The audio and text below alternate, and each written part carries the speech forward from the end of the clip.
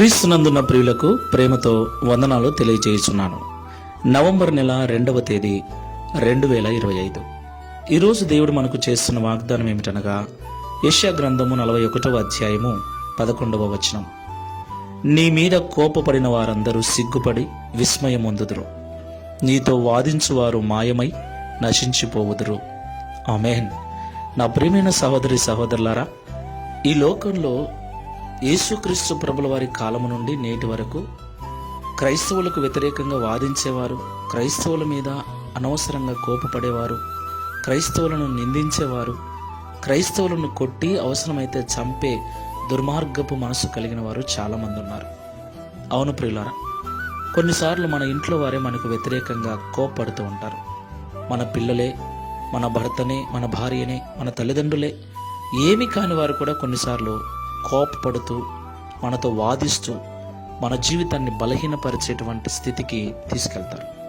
అవును ప్రియులారా, అయితే దేవుడు మనతో ఉన్నాడు కాబట్టి వారు కోపపడినప్పుడు, వారు వాదించినప్పుడు తిరిగి వారితో వాదించకుండా, వారి మీద తిరిగి కోపపడకుండా, వారి మీద ఎలాంటి ద్వేషాన్ని పెట్టుకోకుండా వారి కొరకు మనం ప్రార్థన చేసినట్లయితే ఒకరోజు మన మీద కోపపడిన వారు సిగ్గుపడే విధంగా దేవుడు మనల్ని ఆశీర్వదిస్తాడు. మనతో వాదించేవారు మన ఎదురుగ్గా నిలబడటానికి భయపడేటట్లుగా, మన నుండి పారిపోయేటట్లుగా దేవుడు మన జీవితాన్ని ఉన్నత స్థితికి తీసుకెళ్తాడు. కాబట్టి ఈ మాటలు వింటున్న ప్రియ సహోదరి సహోదరులారా, ఈరోజు నీ స్థితిని బట్టి, నీ అనారోగ్యమును బట్టి, అనేక కారణాలను బట్టి నీ మీద కోపపడేవాళ్ళు, నిందించేవాళ్ళు, నీతో వాదించేవారు, నిన్ను చులకనగా చూసేవారు ఎంతమందైనా ఉండని, భయపడొద్దు, బాధపడొద్దు. విశ్వాసముతో ప్రభువుకు నమ్మకంగా జీవించు. ఒకరోజు ఆయన నిన్ను హెచ్చించినప్పుడు, నిన్ను ఉన్నత స్థానంలో నిలబెట్టినప్పుడు, ఈరోజు నిన్ను నిందించిన వారే, వాదించిన వారే, కోపగించిన వారే సిగ్గుతో తలదించుకునే విధంగా దేవుడు చేస్తాడు. అట్టి విశ్వాసముతో, నమ్మకంతో ప్రార్థనాపూర్వకంగా ముందుకెళ్దాం. ప్రార్థన చేసుకుందాం. సజీవుడా, సర్వశక్తిమంతుడా, మీకు స్తోత్రాలు చెల్లిస్తూ ఉన్నాం. నీ మీద కోపపడిన వారందరూ సిగ్గుపడి విస్మయమొందుదురని, నీతో వాదించువారు మాయమై నశించిపోవుదురని ఈ ఉదయకాల సమయం మాతో మాట్లాడినందుకు స్తోత్రములు.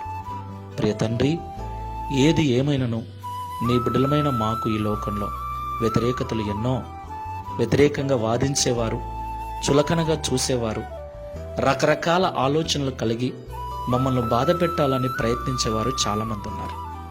ఏది ఏమైనా మీరు మాతో ఉన్నారు గనక వారి మీద తిరిగి పగ పెంచుకోక, తిరిగి వారితో వాదించక, తిరిగి వారి మీద కోపంతో మాటలాడక, సాత్వికముతో నీ ఎదుట వారి విషయమై ప్రార్థించినట్లయితే మీరు వారి ఎదుట మమ్మల్ని గొప్ప చేసి వారు సిగ్గుపడే విధంగా చేస్తారని మాతో మాట్లాడినందుకు స్తోత్రములు.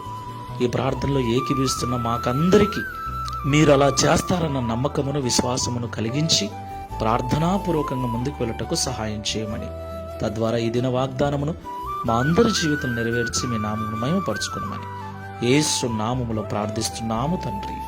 Amen. Praise the Lord. God bless you.